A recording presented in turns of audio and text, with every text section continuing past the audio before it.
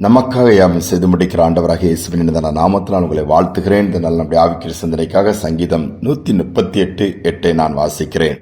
கர்த்தர் எனக்காக யாவையும் செய்து முடிப்பார். கர்த்தாவே, உமது கிருபை என்றும் உள்ளது. உமது கரத்தின் கிரியைகளை நெகிழ விடாதிருப்பீராக. இந்த வசனம் எல்லோருக்குமே அதிகமாய் பிடித்த அல்லது ஆறுதல் கொடுக்கிற, தைரியம் கொடுக்கிற ஒரு வசனம். பல முறை இதை குறித்து பல செய்திகள் பல இடங்களிலே ஏன் இந்த ஆடியோ மூலமாக கூட நீங்கள் கேட்டிருக்கலாம்.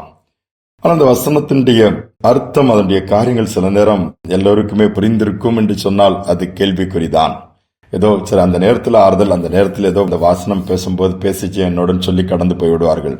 தாவீது சங்கீதத்தின் பகுதிகளில் நீங்க பார்ப்பீங்கன்னு சொன்னா ஒவ்வொரு பகுதியும் அனுபவத்தின் அடிப்படையிலே இக்கட்டான சூழ்நிலையில கடந்து போன பாதை அல்லது நெருக்கமான பாதை, சத்துருக்களால் தொடரப்பட்ட சூழ்நிலை, வண்ணாந்தரம், கைவிடப்பட்ட நிலைமை, சொந்த மகனை விரோதமா எழும்பி கொலை செய்ய தீவிரிக்கிற காரியங்கள்லாம் பார்க்கும் பொழுது அந்த நெருக்கங்கள், அந்த வேதனையான அனுபவங்கள், அதன் மூலமாக ஆண்டவர் எவ்விதமாக உதவி செய்தார், எவ்விதமாக நடத்த வேண்டும் என்ற அங்கலாய்ப்புகள் எல்லாம் சங்கீதங்களாக மாறி படிக்கிற அத்தனை பேருக்கும் எந்த சூழ்நிலையில் இருந்தாலும் அது ஆறுதலை கொண்டு வரக்கூடியதாய் மாறிவிட்டது.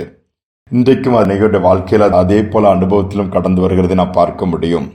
அதோடு மட்டுமல்ல, கர்த்தர் அந்த விண்ணப்பத்திற்கு பதில் கொடுத்த பிறகு ஆண்டவரை மகிமைப்படுத்தி ஆண்டவர் செய்த உதவிகளை சொல்லிக் கூட சங்கீதங்களாக பாடியிருக்கிறதையும் வேதத்திலே சங்கீதம் புஸ்தகங்களிலே பார்க்க முடியும்.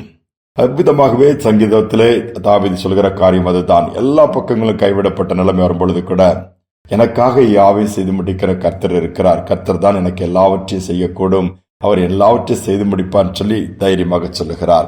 நம்முடைய வாழ்க்கையிலும் கூட அப்படிதான். நம்முடைய ஆண்டவர் ஏதோ ஒரு நாள் உதவி செய்து விட்டு கடந்து போகிறவர் அல்ல. ஒரு மனிதனுக்கு குறித்த காலம் உதவி செய்ய முடியும், குறிப்பிட்ட காரியத்தில் செய்ய முடியும், பின்பு அப்படியே காலங்கள் மாறிவிடும். ஆனால் ஆண்டவர் அப்படி அல்ல. ஒவ்வொரு ஸ்டேஜிலும் நம்ம கூட இருந்து நமக்காக என்ன வேண்டும் அதை பார்த்து கவனித்து அதை அறிந்து அதை செய்து முடிக்கிற தேவன். ஒரு சமயம் ஒரு அருமையான சிறு பிள்ளை தன்னுடைய வீட்டில இருந்து ஒரு பேப்பரை எடுத்து ஆலயத்தில் போகும்போது போகிறார். ஆலய ஆராதனை முடிந்தவுடன் போதகரிடம் கொடுக்கிறார். அந்த போதகர் அதை திறந்து பார்த்தோட கண் கலங்கி விட்டது. கொடுத்த அந்த பெண் பிள்ளை சிறு வயது. அவளுக்கு ஒரு தங்கச்சோ ஒரு தம்பியோ இருக்கிறாங்க. அவங்க அப்பாவும் அம்மாவும் ஒரு விபத்துல இறந்து போய்விட்டார்கள். அடுத்து என்ன செய்வது? எல்லாரும் ஒரு பரிதாபப்பட்டாங்க. இந்த பிள்ளைகள் பாவம், படிக்கிற வயசு, நீ எப்படி இந்த பிள்ளைகள் சர்வைவல், அடுத்து என்ன நடக்க போகுதுன்னு தெரியாதுன்னு சொல்லி எல்லாரும் அனுதாபப்பட்டாங்க. ஏதாவது உதவி செய்ய முடியுமான்னு யோசித்தாங்க, அவ்வளவுதான். ஆனா அந்த ஆலய ஆராதனைக்கு அந்த மூத்த மகள் வந்து பேப்பரை கொடுத்தவன் அந்த போதகர் படித்த போது அதில் எழுதப்பட்ட ஒரு வசனம், கர்த்தர் எனக்காக யாவை செய்து முடிப்பார். இந்த வார்த்தை அதுல இருக்கும்போது அந்த மகளுக்கு அதனுடைய அர்த்தம் புரியவில்லை.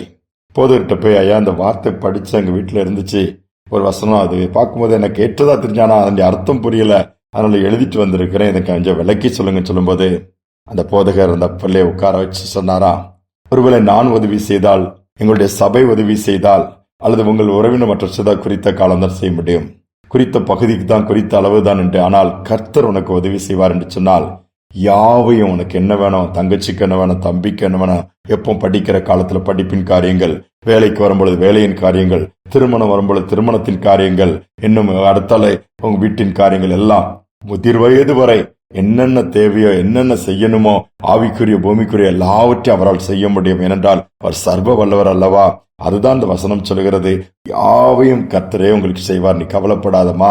இந்த வசனத்தின் மூலமா ஆண்டவர் உன்கிட்ட பேசுறாரு. அதனால இந்த வார்த்தையை நம்பி எது தேவைனாலும், எந்த சூழ்நிலைனாலும், ஆபத்திலோ அல்லது இக்கட்டிலோ மாட்டிக்கொண்டாலும் ஆண்டவரை நோக்கி நீ கூப்பிட கற்றுக்கொள், அவர் வந்து யாவையும் செய்து முடிப்பார்னு சொல்லி தைரியம் கொடுத்து அனுப்பினாராம். அந்த பிள்ளைக்கு ஒரே ஒரு சமாதானமும் சந்தோஷமும் தைரியம் வந்ததா திரும்பி போனாலாம். யோசித்து பாருங்க, இந்த வார்த்தையில அவ்வளவோ ஆழம் இருக்கிறது. நம்முடைய வாழ்க்கையில நாம ஏன் சொல்லக்கூடாது? இன்னைக்கு ஒருபோல ஒரு குறிப்பிட்ட அளவுதான் ஒரு மனிதனால் உதவி செய்ய முடியும். ஏன் பணமும் கூட குறிப்பிட்ட அளவுதான் உதவி செய்யும். எவ்வளவு பணம் இருந்தாலும் மருத்துவமனைக்கு போய் எல்லாரும் சுகமாகியா வருகிறார்கள், மரணத்தை தானே சந்திக்கிறார்கள். குறிப்பிட்ட அளவுதான். ஆனால் தேவன் அவை எல்லாவற்றையும் தாண்டி அவர் ஜீவனையே நமக்காக கொடுத்தவர். எல்லாவற்றையும் செய்ய மாட்டாரா? கண்களை மூடி ஜெபிப்போமா?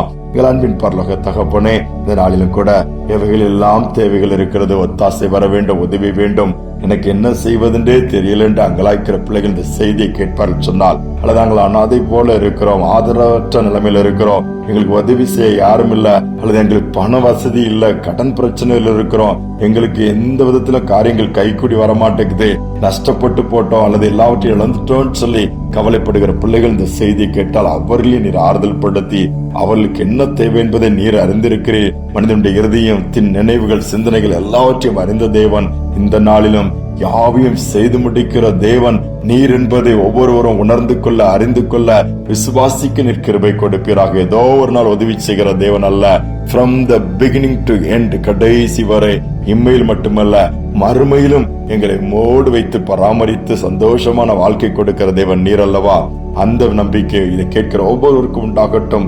உற்சாகப்படுத்தும் தாழ்த்தி ஒப்புக் கொடுக்கிறேன். துதிகனமை ஏற்றுக்கொள்ளும் இயேசுவின் நாமத்தில் பிதாவே, ஆமேன் ஆமேன். யாருமே எனக்கு இல்ல, என் காரியத்துக்கு உதவி செய்ய, என்னை நடத்த, என்னை புரிந்து கொள்ள சொல்றீங்களா? கர்த்தர் இருக்கிறார், சேனைகளின் கர்த்தர் இருக்கிறார். நமக்காகவே தன் இரத்தத்தை சிந்தின அந்த இயேசுவானவர் எல்லாவற்றையும் நமக்கு செய்து முடிப்பார். இந்த சிந்தனையோட நாளை தொடருவோம். மீண்டுமாய் நாளை தினம் சந்திப்போம்.